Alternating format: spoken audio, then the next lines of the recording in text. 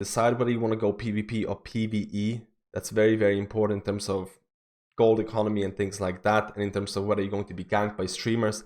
If you want to play on a streamer server, there is, like I mentioned, a really cool website that kind of covers everything. If you don't, check out the website as well and try and avoid it. I advise people to stick with, the popular realms because they probably will last. But at the same time, if the queues are insanely long, you're just gonna have to roll the dice and just hope for the best.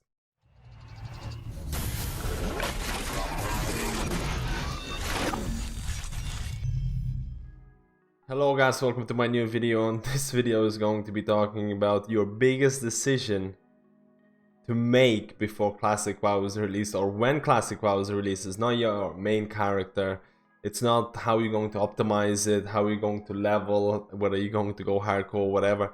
It's going to be which server you're going to be playing. And servers in Classic are very different than retail, where retail they have connected servers and things like that. There is, cross realm, or at least it's really, really popular in retail.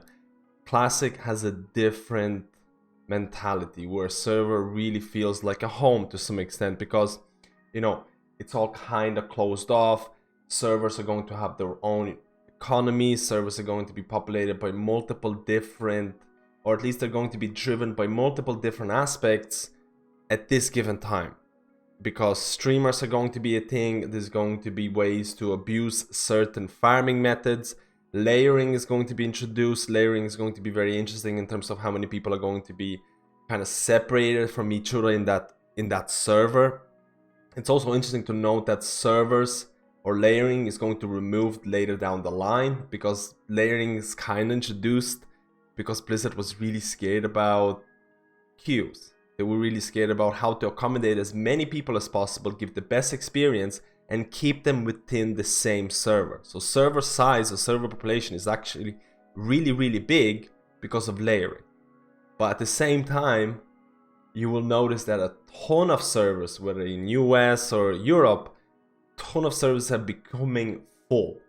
And we'll talk about it later on. First of all, this map right here is basically an indication of when Classic WoW is going to be released. Depending on which time zone you're in, it's either going to be August 26th or August 27th, so Monday or a Tuesday. Get ready for it. But I just wanted to talk about which servers are going to be the best picks, and everything's really very subjective. There's no real concrete information. I'll be talking about some of the basically census achieved by Classic WoW Reddit, where they try to determine what the class or faction imbalance is going to look like, because that's a big thing. When you're picking a server, you really need to pick a server that hopefully is going to maintain its population, hopefully is going to be somewhat equal in terms of alliance and horde. Otherwise, your playing experience is going to be hindered and it's not going to be that great. So overall, a lot of the European servers are becoming full. A lot of the PvP English servers are really, really, really popular. Now, in terms of streamers and how streamers are going to affect servers, there's a lot of negative connotations attached to streamers, because they're going to have a lot of following, a lot of the people who follow them around. It's going to be really a nightmare for you to quest in the same zone as streamers. Arguably, Europe doesn't have as big of a streamers in terms of World of Warcraft as America, so Europe doesn't have that big of an issue. There is still an issue, we'll talk about it later on. But first of all, you can see that in terms of servers for Europe, PvP servers are really, really popular. And Blizzard has kind of announced that they're going to be releasing new or opening new servers right before Classic is released. And a lot of them, you can see right here, a lot of them are PvP. So Europe is definitely into this whole PvP server mentality. There's definitely going to be a lot of ganking and things like that. So I'm going to be playing on a PvP server as well, and I can see the appeal of it. So if you go to NA realms, it's a little bit different. First of all, the first realms that were released at the very start, because there were staggered realm releases by Blizzard, because they didn't really know how many people are going to be playing. At the start, there was only like, I don't know, a couple of servers released. Then they realized, oh hey, they're all full. Let's go to the next one. Let's go to the next one. Let's go to the next one. And again, they're going to be releasing couple of new servers before the classic launch as well, and you can kind of see here they're PvP and normal, so you can kind of assume that at least in America PvP and normal servers are quite popular. Ferlina is one of the most popular servers right now, and we have to kind of talk about it. So we go into the whole concept of streamers. Now this is a website kind of showcasing what streamers picking which server, what faction they're going with, and things like that. So if you go to EU, you'll notice that, you know, there's a lot of bigger streamers and things like that who are picking Shazra, and they're going Horde. So straight away you can kind of assume, or at least from this limited information, you can assume that Horde is going to be popular on Shazra. And that's the server that I'm kind of looking to play as well. And if you go to NA, you'll notice straight away Ferlina is an absolute beast of a server in terms of streamers. This server is going to be populated by a lot of big streamers, and it's actually kind of balanced in terms of whether they're gonna go Horde or Alliance. You can see it right here, there's a big list of the same server, so you can kind of notice already that there's going to be, at least in terms of streamers, there's going to be a decent balance in terms of Alliance and Horde. Now keep in mind, if you go to something like EU and you notice that, hey, Preach is playing Shazra in Horde, there'll be a tons of people who might roll Alliance on the same server just to gank him. That's gonna happen. So again, this is a really great website in terms of avoiding streamers if that's not your thing, and I can agree, or I can see a viewpoint where people will want to avoid streamers because there's a lot of headaches that they indirectly will achieve on the servers because of their following and things like that, and it might cause additional queues. There might be, you know, people will be questing with them, it'll be harder to play, especially if you're in a PvP server. So right now, if you want to see a kind of breakdown of what the factions are looking, so this is, take this not at the face value, this is a very small indication of what the survey or what the demographic might look like. Classic WoW Reddit or subreddit, they kind of did this demographic survey, and it was actually very interesting to see, you know, what servers are going to be in balance in terms of factions, what languages are going to be present, and things like that. This is a very small indication because you can see here the total responses and things like that. That's a small fraction of what it's going to be like at the start. It's a very small fraction.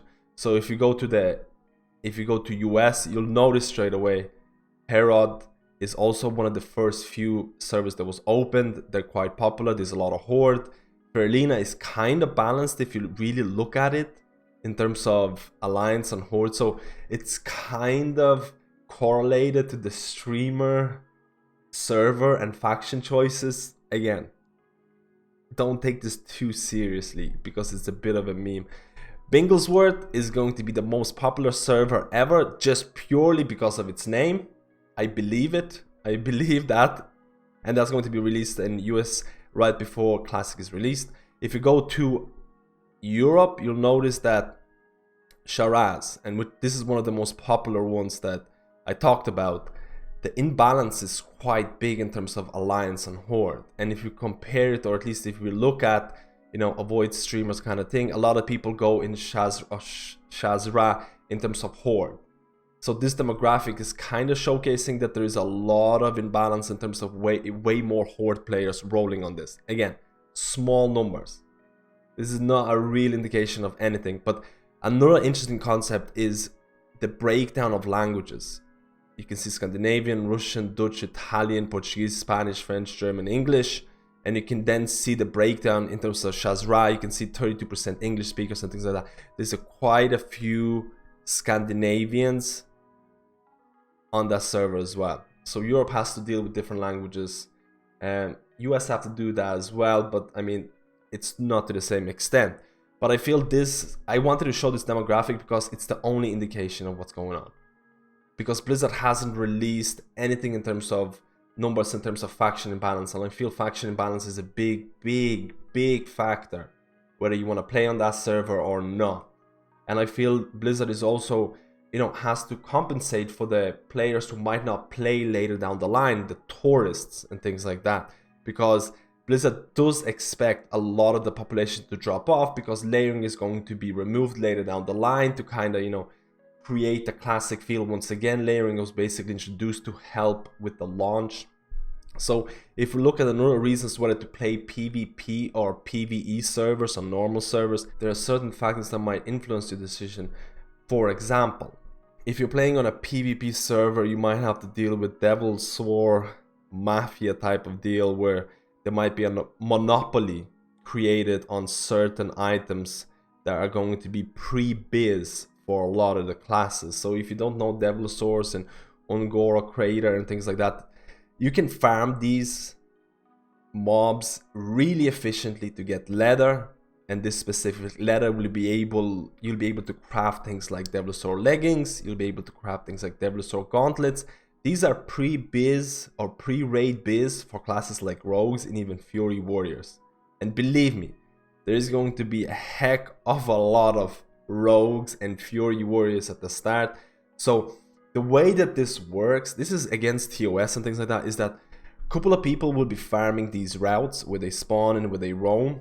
And on PvP servers, if you decide to, hey, I want to go and farm these and try and, you know, get myself a few leathers and craft pieces, and you decide to go and try and get some of these mobs, the mafia members will call for help.